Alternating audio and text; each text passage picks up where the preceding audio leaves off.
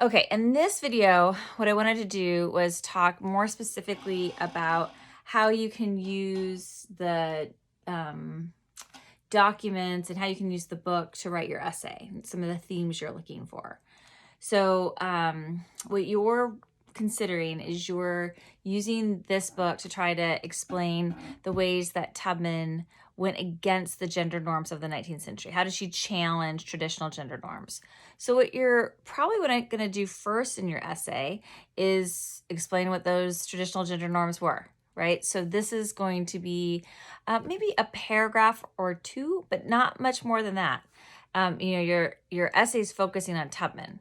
But you do need to establish what she's going up against. So spend at least a paragraph, maybe two, writing about the cult of domesticity. You've got a little bit of that's covered in your textbook. We have a whole lecture devoted to the cult of domesticity. And what you could use as a primary source for evidence of the cult of domesticity are the images from Godey's books, Godey's ladies' book. Make sure I got the order of that right. So for instance, right, you wouldn't include the picture per se in your essay, but you could write something like, in the images found within a popular ladies magazine of the day, Godey's ladies book, women are centered in the home, surrounded by children.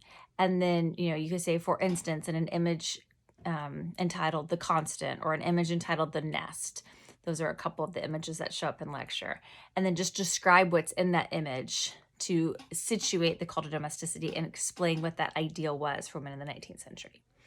Then once you've written about what it was to be an ideal woman of the 19th century, you can start cataloging all the ways that Harriet goes against that ideal. So you first, you're going to note that Harriet ran away when most enslaved people didn't escape. And as the textbook as the Harriet Tubman book notes, typically most enslaved women didn't escape. She goes without her brothers, and then she goes against her husband. She's also breaking federal law when she's escaping. You've got a document that notes the federal law, the fugitive slave law. You've got the first three documents note the fugitive slave law. And then document 18, right, is where she'll return after she escapes. I mean, most people didn't escape. They certainly didn't return either. And then when she escapes and tries to convince her husband to go with her, he's already remarried. And then there's this really great line in document 18 where she notes, if he can do without her, she can do without him, which is a pretty bold declaration for a woman to make today. So even more so in the 19th century, when a woman's sole identity was connected in their role as wife and mother. What else? Okay, she's a leader of men. She carries a gun. She has a network that includes men. You absolutely will want to use John Brown's letter where he reuses masculine pronouns to refer to her, and he's doing this as a means of respect. Then you have also a letter by Frederick Douglass that, sings her praises. So she's got respected men respecting her, which is not typical in the 19th century. She speaks in public. She raises money. She she raises that money to fund her abolition efforts, but she also raises money to support her family. She, another example of leading men is in the Civil War. Her Civil War activities are not typical. In the Civil War, she leads men into battle. You've got a document that considers that raid. It is document 16, considers her Civil War experiences. And then the other thing you'd want to consider too is, again, also connected to the financial support of her family, is her fight for her pension after the Civil War. You've got looks like 3 or 4 documents that documents 23 to 26 show her attempt to try to secure a pension after the Civil War. She's given male names, right? I just mentioned Brown referring to her as he, but she's also called Moses. She's also referred to as general. So these are all things that then you'd want to find in the documents and then use as further evidence of the ways that she's challenging the ideal. And again, the documents are really your evidence, your proof. So use those as much as possible. Okay, a couple of other things to note. I mentioned the Brown document. Oh, another example that you could connect with her leadership is document 9. She tells people if they join her, they'll go through or die, right? Another example of not only just her leadership, but how bold she is, in terms of carrying a gun. She knows that if she lets people leave once they've agreed to go with her, they might expose her whereabouts and then she'll get caught. So she says she never had to kill anybody. Now they all made it through on her railroad. So clearly people listen to her and respect her. The other thing to note is her family, because again, that goes against the ideal.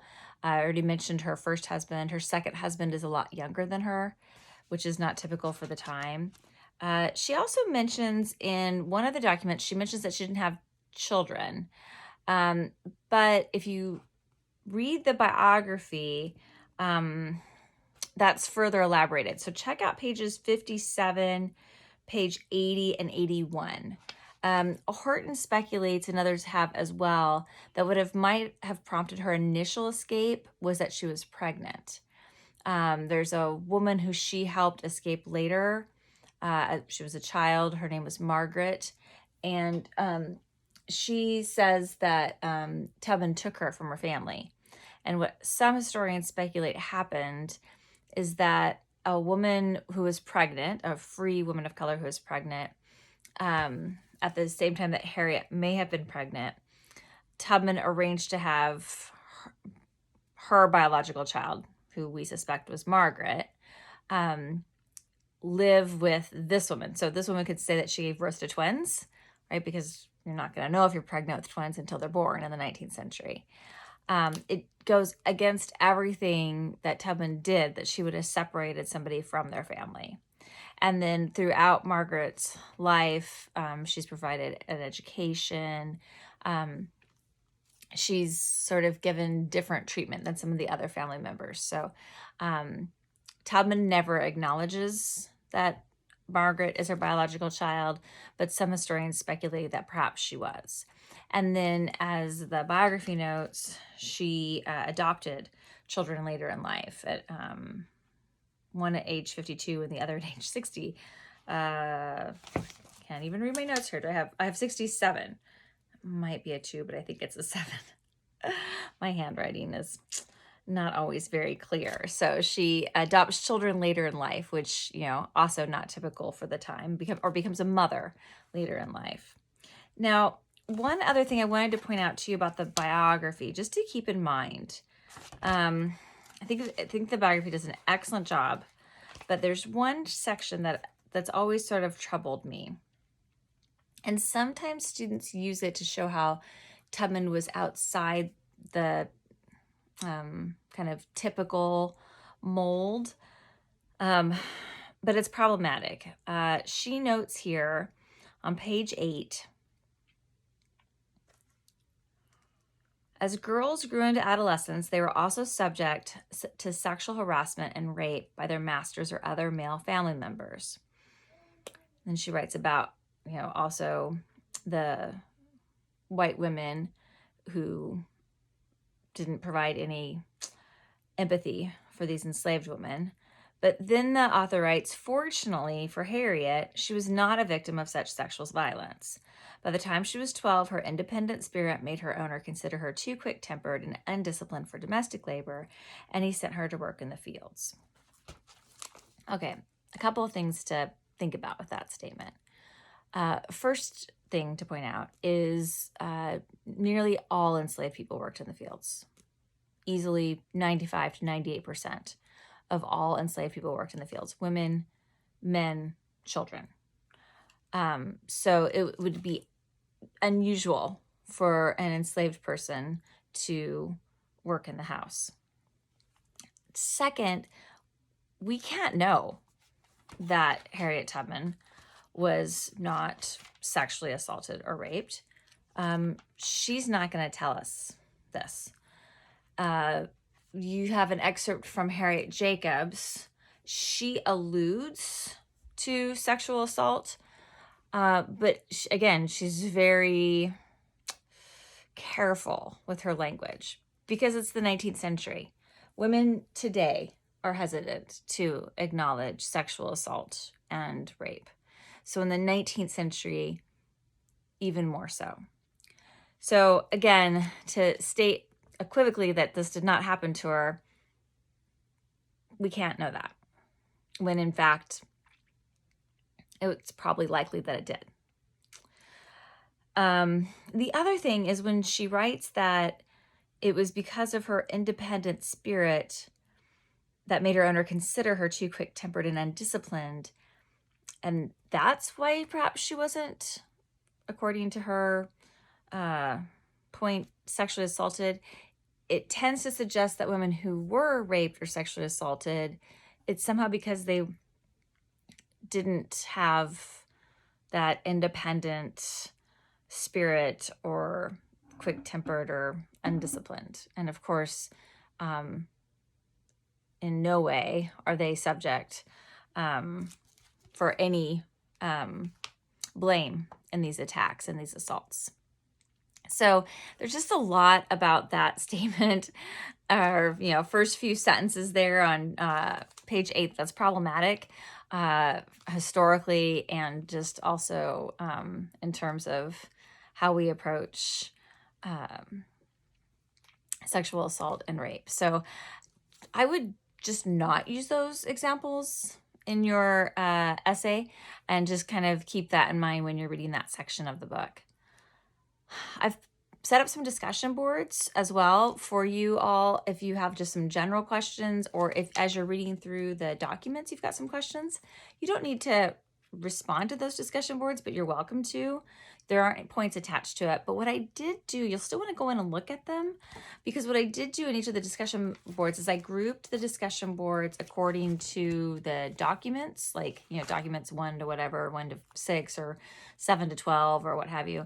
And then I just said, hey, when you're looking at these documents, here's some specific things to look for and some things to think about. So I'm trying to kind of guide your reading in that way. So check out those discussion boards. Hopefully you've also looked at the, I gave you some text to situate the called domesticity that just comes from the lecture that we have. And, and then I just also have a little section kind of fun stuff about Tubman too, that I just couldn't help but include. I think that's all the parts of the module that I've set for you. Again, as always, if you've got questions, please send me emails, post in the discussion boards, request a Zoom meeting. I am more than happy to help. Ultimately, I just hope you really enjoy, learning more about Tubman, and you just kind of seeing what an extraordinary person she was. All right, take care.